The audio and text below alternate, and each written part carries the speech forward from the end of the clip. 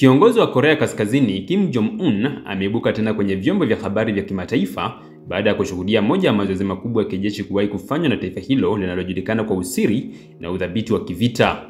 Katika kile kilichoitwa na vyombo vya habari vya serikali kama zoezi la kihistoria la kisasa, mizinga mikubwa ilifyatua makombora kwa kishindo kikubwa, huku anga ikitikiswa na milio ya mizinga iliyowakilisha ujumbe usio wa kificho kwa mahasimu wa taifa hilo. Korea Kaskazini ipo tayari kwa vita vya enzi mpya.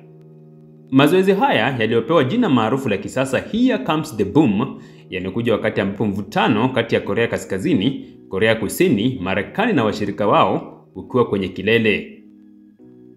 Kwa mujibu wa shirika rasmi la habari la KCNA, Kim Jong-un alionekana akitabasamu, akipiga makofi na hata kusimama kwa mikono miwili juu akiwapongeza wanajeshi wake kwa kile alichokiita kuonyesha uwezo halisi wa kitaifa wa kivita.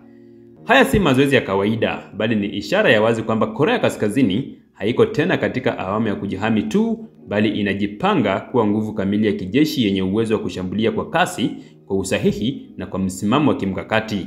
Kim Jong-un katika hotuba yake aliweka wazi kwamba mazoezi haya ni sehemu ya mpango mpana wa kuligeuza jeshi la taifa lake kuwa jeshi la kisasa la enzi mpya, linalojumuisha uwezo wa ardhini, anga na teknolojia za hali ya juu, ikiwemo matumizi ya akili bandia AI, makombora ya masafa marefu na drones za kisasa.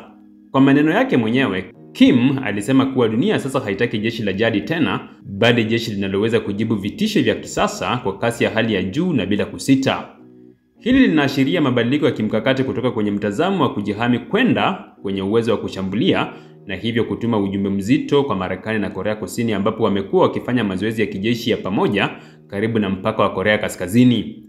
Kwa mtazamo wa Pyongyang, mazoezi hayo ya mahasimu wao ni uchokozi wa wazi, na kwa hivyo Korea Kaskazini inajihami kwa namna ya kuwa tayari kupambana na yeyote atakayejaribu kuingilia mamlaka yake. Wataalamu wa masuala ya kijeshi na wachambuzi wa kieneo wanatafsiri mazoezi haya kama njia ya Kim ya kuimarisha nafasi yake ya kisiasa ya ndani, huku pia akituma ishara ya moja kwa moja kwa dunia kwamba Korea Kaskazini haiko tayari kulegezwa wala kuonewa. Hali hii inaongeza wasiwasi wa usalama wa kikanda, hasa kwa Korea Kusini na Japan ambazo tayari zimeanza kuimarisha miundombinu yao ya ulinzi. Kwa upande wa Marekani, mazoezi haya ni kama kengele ya tahadhari, hasa wakati huu ambapo taifa hilo linaendelea kuwa na jukumu kubwa kwenye mizozo ya Ukraine na Mashariki ya Kati. Pamoja na vikwazo vikali vya kiuchumi vilivyoweka dhidi ya Pyongyang, taifa hilo linaendelea kuwekeza kwenye teknolojia za kivita na kuongeza kasi ya majaribio ya makombora. Tayari Pyongyang inafahamika kuwa na makombora ya masafa marefu yanayoweza kufika hadi bara la Amerika, pamoja na uwezo mkubwa wa nyuklia ambao bado unaweka dunia kwenye hali ya tahadhari. Je, kishindo hiki cha Here Comes the Boom ni ishara ya kuanza kwa sura mpya ya vita baridi barani Asia? Je, Kim Jong-un anatafuta kuonekana kwa nguvu mbele ya wananchi wake, au kweli anajipanga kwa mabadiliko makubwa ya kisiasa na kijeshi duniani? Haya ni maswali ambayo bado yanatafutiwa majibu, lakini kweli mmoja upo wazi: Korea Kaskazini haiko tena kimya.